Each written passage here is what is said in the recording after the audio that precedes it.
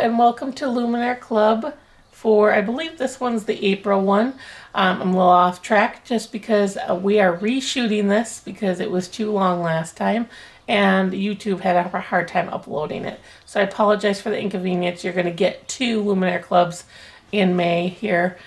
So we are taping this one where we're actually doing the Luminaire Club. We're doing the mask version. Sorry, I'm laughing because my cat's cackling at a bird, so I apologize. You'll get to know my cat really well if you haven't in the other three sessions. She loves to be the diva of this camera. So we're going to start by making masks today, and we're going to use the projector and the camera to make the mask. So I've already kind of started making a few of the masks just so that I can get you to certain parts. So we're going to tell you when to pause the video so that you can do what we asked you to do. I'm not going to actually do it on video just because it takes up too much time and then it's hard to upload. So I've started certain parts of it and we're going to go ahead and do that. First things first is I wanted to tell you I am using the Creative Grids template. If you can see that, you can cut large, medium, small. It also has a pleat part. I do not use the pleat partly because of my long face. The pleat tends to make it too short for me, so I like to do it without the pleat. So that's how we're going to do it today. And if you're going to cut it out for the large, you just follow the template. If you're not, then what I do is I use some cutaway stabilizer to trace out the large, or the medium and the small, and then I just lay it on my fabric and trim it all out. So you want to do that first. If you have not done that, is trim your mask. You can use whatever kind of mask pattern you have, but this is one of my favorites, so that's what I have. They are available at the store. You're more than welcome to come and get them. Also, we have the mask wires. I pulled one out because if I grab the bag, my cat's going to come running because she thinks it's treats, but I cannot find it for the life of me, so I'm going to have to do this. She may come running, and we may have to shove her off to the back. See, here she comes. She thinks it's a treat bag. It's not a treat bag, but these are the mask for the wires for the nose. These are available at the shop. There's 100 in them, so you can make up to 100 masks, which is really nice. I'm going to move this over here because she thinks it's her treat bag, so we're going to put her over there and disappoint her, and that's okay. So we did that. We have the mask cut out. Also, you can get these little, what do you call them, interfacing type pieces to help with puckering, but it also helps with masks. You want to have a little bit of extra to help keep the germs inside. They also they're a little bit more breathable by using this interfacing. We have them actually cut out for this template at the store. You can buy them in packs, I believe, of 10. They are available at the shop. We also have I'm going to grab the Gypsy mask elastic pieces for the ears. They also have the little adjusters so that if they're too long, you can adjust them as you need be. So we have those available in black, white, and gray. And you get 60 in each, so you can make 30 masks for each package, which is great. Yes, that's not for you either. So we're going to put that over there. Hopefully it'll move her over that way.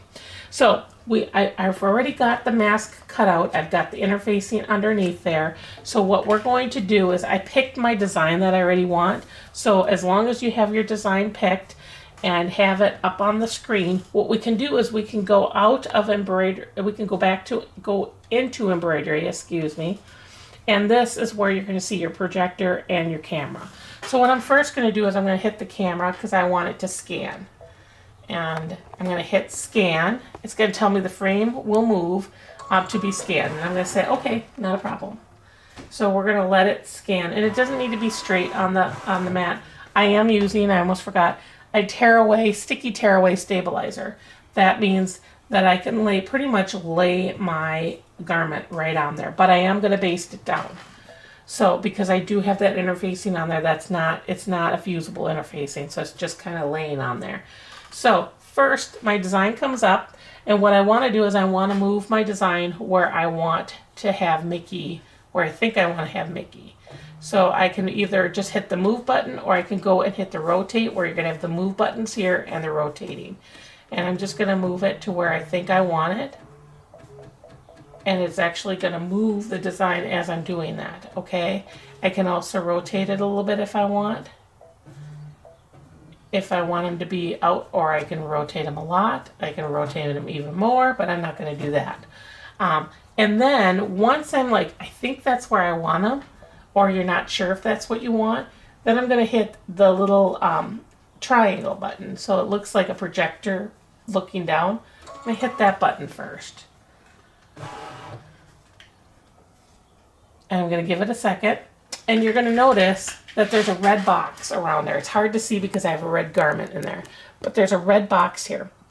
I can move the box down. And now it turned blue while I was moving it. It turned back to red when I was not moving it. And if you look in here, you can see Mickey. You can also change the background to see if you can see him better. See, when I change the background to white, I can see Mickey a lot better. And then I can tell, do I want Mickey there, or do I want to move him? I'm going to move him.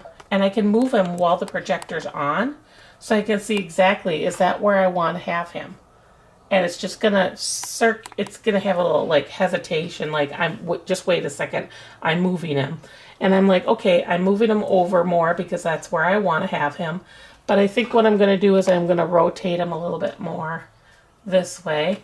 And he's more looking up and cockeyed like this. So I like that, and I want to stick with that. I think I like where he's at. So I'm going to let you guys play with him a little bit, or your design, and move it around, play with the projector, and see that that's exactly where you want it. Once you have it where you want it, what I want you to do now is stitch out the design. And we're going to pause and let you stitch out your design. So first things first, you want to make sure you scan your fabric. Then you want to turn the projector on, and you want to, after you've moved it, I would move it first kind of in the spot that you think you need it. And then turn the projector on, and I want you to move it and line it up where you want it, knowing that you can change the background color so you can see it better, depending upon what color fabric you have. Once you do that, then, and you're ready to go, you can go ahead and stitch it out. But before I leave you, I'm going to hit OK, because that's where I'm going to have it. But I'm going to hit the little flower with the dot, dot, dot box all the way around it. That's a basting stitch. I'm first going to put that on there because I do want it to baste. If you go out of layout, you'll see now your first stitch is going to be your basting stitch. And you want to baste it down because I'm not using 505 spray, and I want to make sure that it doesn't move on me, okay? So that's what I want you to do first, is get it positioned, and then do the little basting stitch around it, and then stitch it out. Once you're done stitching it out, go ahead and click on the video again, and we'll take off right where we left off after their design is stitched. If you want to do a design on the opposite side of your mask, I'm not on this one. I'm just going to do one. I'm just going to do him on that side. But if you want to, take the opposite side of the mask and do the same thing and stitch out something on this side. So do both of those and then come back, and you can rewatch the beginning of the clip when you're doing this one so that you can make sure you have it, that you're doing it correctly. But make sure it's the opposite, not behind, because you don't want it rubbing against your skin. So you want to make sure you have the other side if you're going to do that, and pick a design, and you can place it and with the projector and the camera, and then come back to us. All right, thanks. We're back. So if you've got everything stitched out, you'll notice that I'm switching to different designs. So don't panic. Yes, there was a red piece in there, but I'm not stitching that out right now. I've already stitched out other ones, and I'm going to do it this way. So you've got your design stitched out now, and now what you want to do is you're going to take your two pieces, you're going to do right sides together, and you are going to stitch 1/4 of an inch all the way around, so that you make your front piece one piece. And then I would iron it down so that it's flat. Well, it won't be flat, but it'll be curved. So you're going to iron it down so that you have it kind of like that. And you're going to do the same thing with the back. So at this point, you want to pause and stitch that out so you have these two pieces like so. Once that's done, then you can go ahead and hit play again, because right now what we're going to do is I'm going to grab this multi-tool that I dropped, and I'm going to actually change the foot, and I'm going to go into sewing mode. You can sew with the embroidery arm on. I'm going to change it to sewing. So I went to the home button to get me to the screen. I'm hitting sewing, and now I'm going to move the arm back is what I'm doing. I'm going to use my multi-tool because most of you know I love this thing. The multi-tool, you're going to bring it to 1, and you're going to just loosen this, okay? Now you can get in here and easily just pull your foot off. You don't want to unscrew it completely because you don't need to. You're going to then put your ankle, which is this piece here, on. And you're just going to clip it on and then tighten, okay? And then you just clip your J-foot or your 1/4 inch foot, whatever you want to use. Whatever is easiest. Most people would probably use the 1/4 inch. I'm just going to pop in my J-foot. So now you've got your 2 pieces, and the front and the back are sewn together. And so what you're going to do now is you need to sew the top part together. So what I'm going to do is right sides together, and stick them kind of inside, and I'm going to pin so that this one side of the flap is on one side, one is on the other, and then I'll make sure that I won't have a missed, or that the seams will line up perfectly. And I have mine pinned to my little mat here. A lot of you have been asking me about this mat too while I'm doing this. I'll talk to you about that. And I've been telling you that they stopped making them. I just found out they've started making them again. I just got 2 more into each of my shops as a marketing tool. And they're not for sale. They're for us to purchase, but we can sell them if we would like. So if you are interested, I'm going to see how many I can get my hands on. What's nice about it is it's like a big mouse pad. But what's nice about it is it helps with the vibrations, but it also, I can use it as a pin cushion.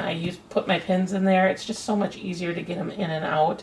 I just love this mat. And if you have more than just one brother, I have, 2 brother machines, 3 brother machines, and a FOF. And you don't want brother sitting on your FOF because that's sacrilegious to have your brother mat, have your FOF machine sitting on your brother mat. So I just flip it upside down and have the black side up. So you can use it for other machines. So if you have a Bernina, don't worry. The heavens won't open up and swallow you if you put a brother mat on there. But you can flip it upside down and have the black side down. Granted, this grip's really good if you have the black side down. The blue side down is going to make it a little bit more slippery. But sometimes it's nice when you need to move the machine a little bit. Anyway, I digress, and I do that. But I'm good at filling in time. So what you're going to do is you're going to use a 1/4 inch seam. You can do a little bit more if you want, but I'm going to use a 1/4 inch, and I'm just going to use my J-foot just because I kind of know where the 1/4 inch is. And I personally don't care if it's perfect because masks, they don't need to be perfect. So I'm just going to use my stop-go button. You guys can use your foot control. Oops. I'm doing the foot off to the left. Make sure your foot's in the center. Just because it makes life a lot easier. I'm going to relock it. I'm going at a very slow pace, but that's because I'm not used to sewing without a foot. So I'm going to turn it up a little bit. Please do not run over your needles. Pins. Or, I'm sorry, pins. I do that every single time. And Wendy always corrects me. Thank you, Wendy. Because they're going to be like, we just don't want you to be confused. Yeah. What is she talking about? She doesn't know what she's talking about. And so I'm just going to go around. It's not going to be perfect. I'm showing you a video. Yours should be more perfect than mine. I just kind of have to sew at a cockeyed area so you guys can see what I'm doing. Because I rearranged my furniture, and of course it's probably not the best spot for recording. I'm just finding out now. You don't know until you're actually doing it. You're just going to keep sewing around.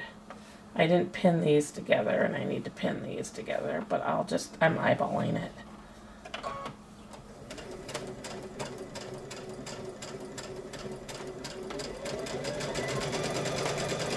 Now that I got around there, I'm just going to lock it.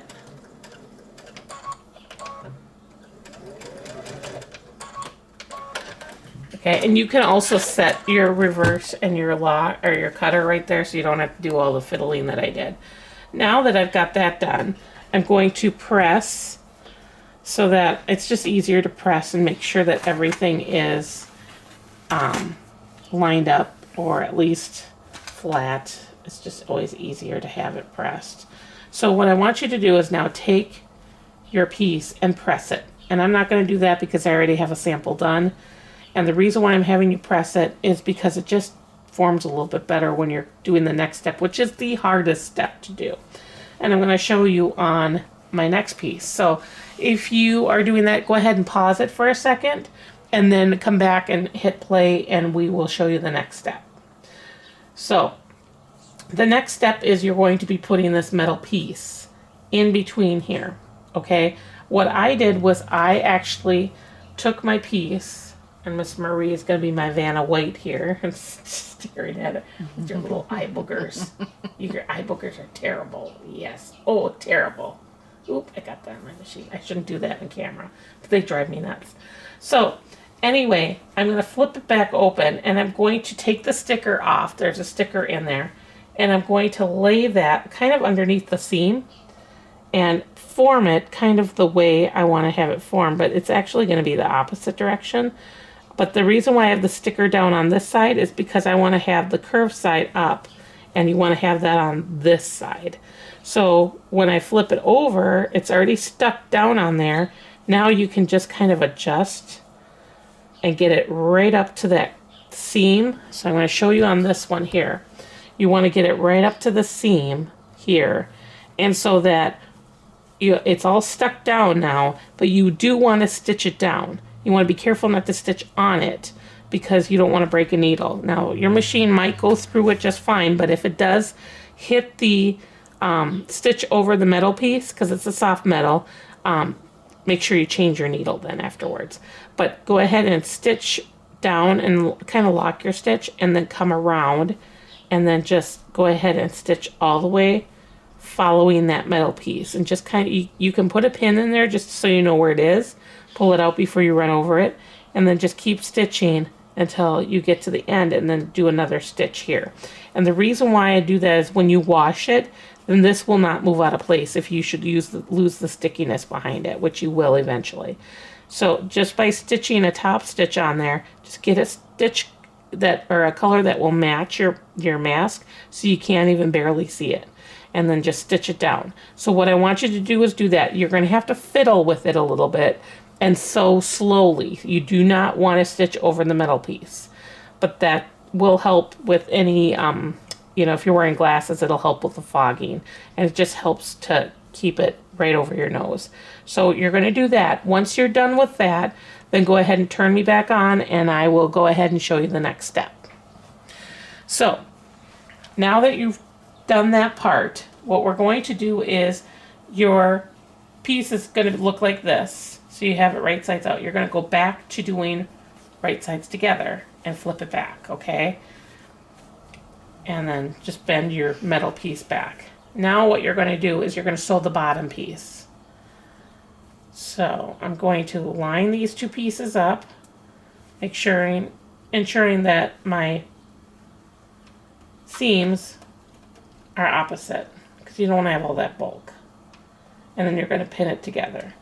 So what you're going to do is do that and pin it, and then stitch from this end to this end. Do not stitch the ends shut. Leave the ends open. So I'm going to take a break. I'm going to let you do that and then come back.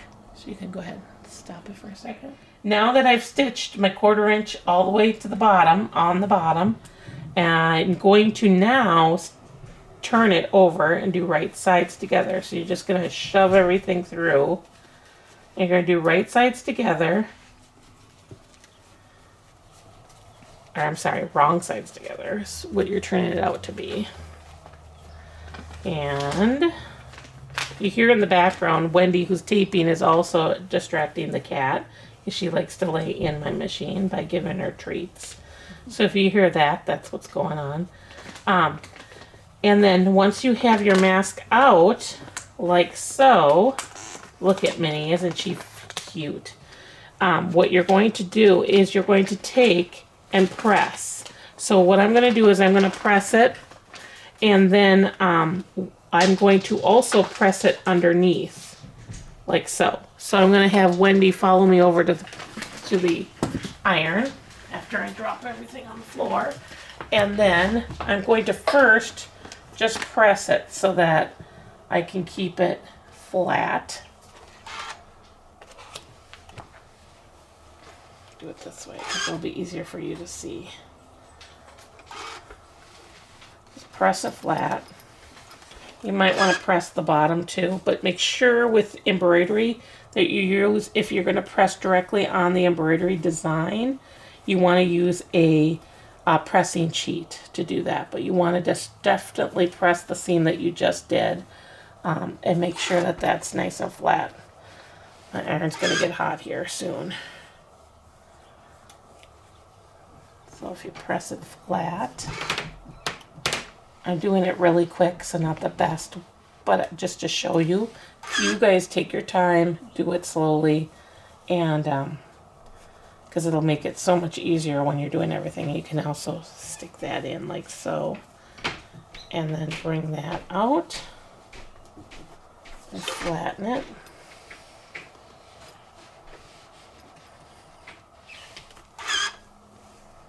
Bring that out. Now my iron's getting hot, I can feel it. Flatten it, and then what I'm going to do is I'm going to tuck it in. You want to tuck it in about, I'd say, you know, 1/4 of an inch, or you can go about an inch. But make sure you do about the same on both sides. I do about a 1/2 inch, just because A, I don't need it so long because my face isn't that long, and B, I do it because I want to do a decorative stitch on the outside here, because it will really hold the elastic better. So what I'm going to do before I put the elastic in is I'm just going to fold it in and then iron it shut. Now you can measure it to make sure you have the right amount if you want to get everything perfect. But my thought is it's a mask, for crying out loud. I'm going to wear it and wash it and wear it and wash it, and it's going to be on and off and on and off.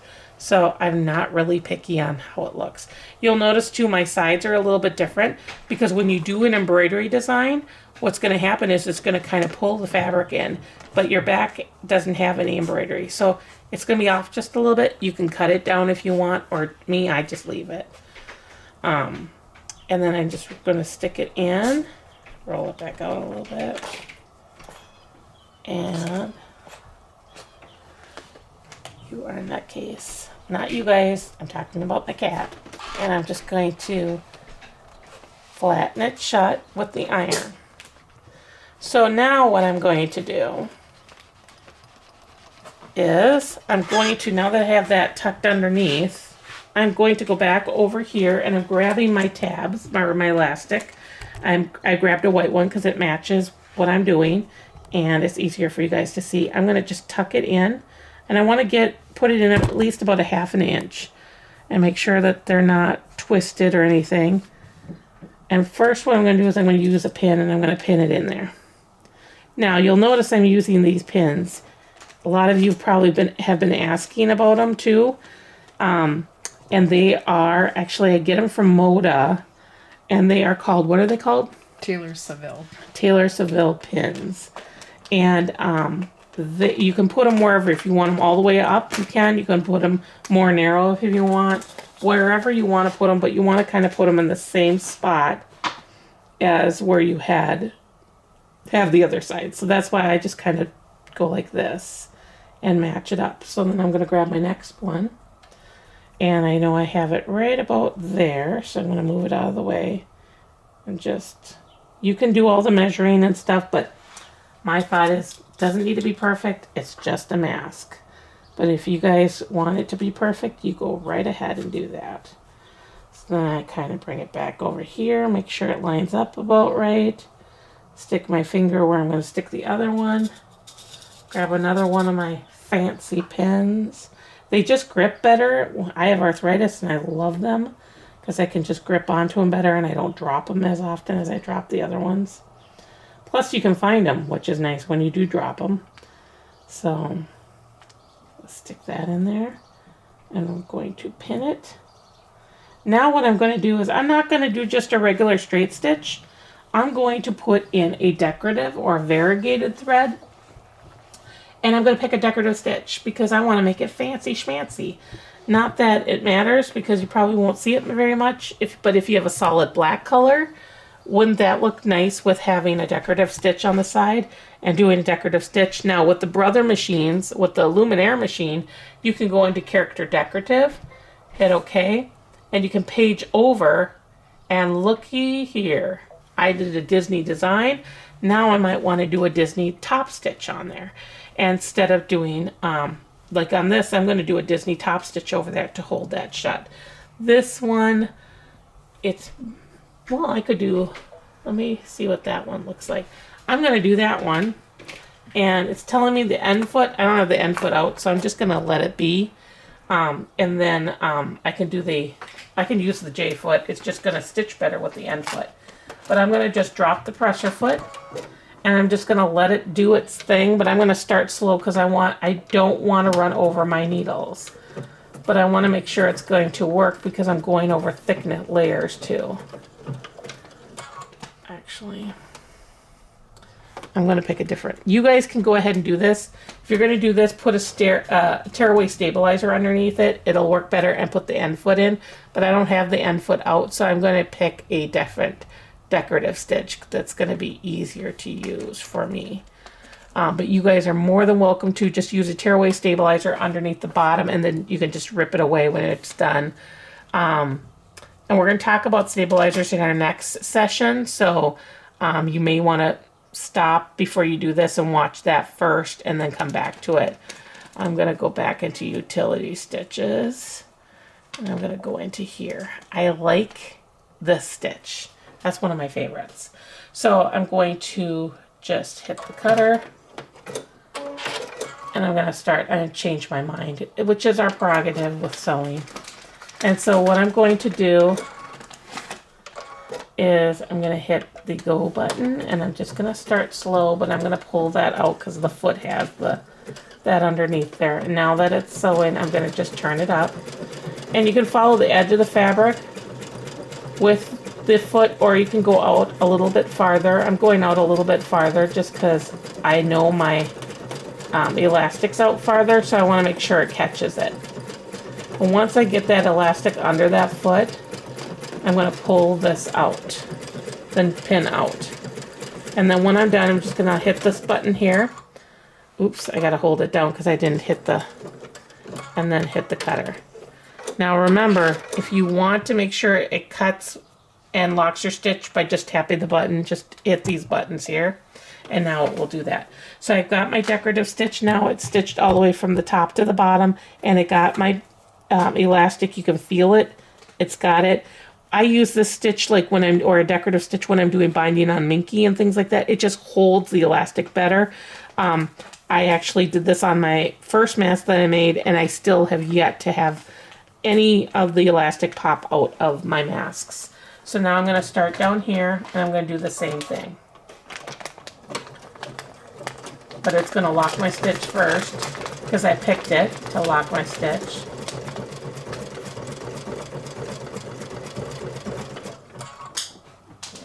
I'm going to take this out so it can...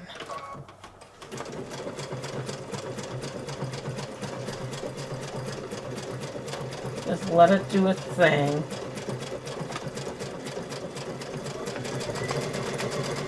Now if you have your foot control in, you have more control over it.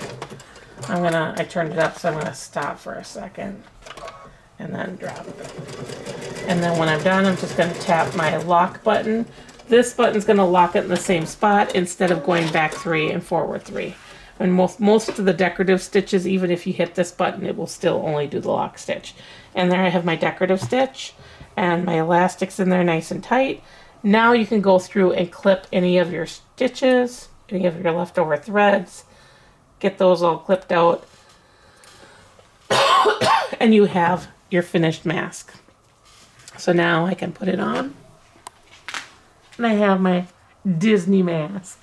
Okay, so that's how you make a mask, by using your projector and your camera with the embroidery. You could also turn the camera on when you're doing something like this. You could turn the projector on, not the camera, I'm sorry. And you could have said, okay, you know, I don't know if that's the stitch I want, and say, okay, I want to see what I want to do, and it will project the stitch out. We're going to do this on a different, let's do this on here, because then you can see it probably better. So if you do it on here, just so you can see it, let me see if I can change, let me change the color. Oh, black is hard, so let me just do it on this one here. So let me do it on here. Okay, so let me change. There it is. There's blue. See, red is not as good. Yellow. So we're going to go with blue. It is a little harder to see, but we're going to do, excuse me, I got tickle in my throat. In one of our next Luminaire clubs,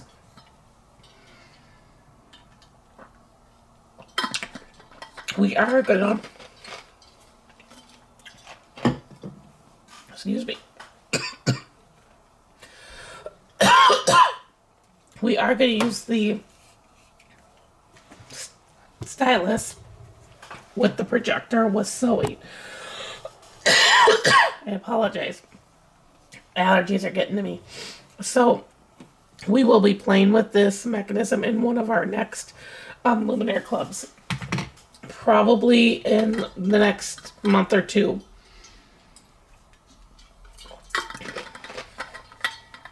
So you guys can see all the different things that you can do. You can change the width. You can change the length. You can switch to a different stitch. It's hard to see with this embroidery, with this fabric, but I'm going to do it when we have a different fabric on a different project that we're going to do. And we're actually probably going to use it when we do maybe a quilt as you go type of design. And we're going to use floating stitches with that. And we will show you that when we do that project. Another thing I did want to reflect, now that we're pretty much done with this before we get too long, is a lot of you wanted the Luminaire playbook. And as far as we had known, and my rep had informed me that they weren't making the playbook anymore. I found out that a lot of people wrote into Brother and said that they weren't happy about that they wanted a playbook. So Brother came out with a new playbook. I have the Luminaire 2 playbooks in stock. They came in last Friday. I found out about them probably on Monday last week. I ordered 20 of them immediately because I knew everybody has been asking me for them. I do have them. They are in stock, and they are for the Luminaire 2. The Luminaire 1 is pretty much the same thing. It's just going to have the new upgrade, all the information for the upgrades in there. A little extra things in there. I haven't even had a chance to look at it. If you are interested and you purchase the Luminaire from me, you will get 25% off because they are $400. So you'll get it for $300. If you have the Luminaire 1 playbook and you're like, I don't need both, unfortunately we can't trade them in because really nobody's going to buy them. Now they're buying the Luminaire 2 machines. So unfortunately I cannot trade them in. The best I can do is giving you the 25% off. If you are interested, please call. I have 20 of them in stock. I will be ordering more once I'm out or once I'm close to being out. But I do know that some of you were very interested, and we were very surprised that they switched gears and said, okay, we'll get it out. And they did. So I'm very thankful about that. If you have any questions, feel free to call the store. Do bear with us, especially with the summers and stuff, getting, timing everything out for the Luminaire clubs is going to be a little bit more complicated in the summer. And we're still learning how to upload and all the details with doing cameras. So bear with us. They are going to be out within sometime in that month. If you have questions or concerns, you can always call the store and we'll let you know when they're going to be out. So this one will be going out with the May Luminaire Club. If you have any questions, feel free to give us a call. 920-734-8262 is the Appleton shop. That's most of the days that's where I am.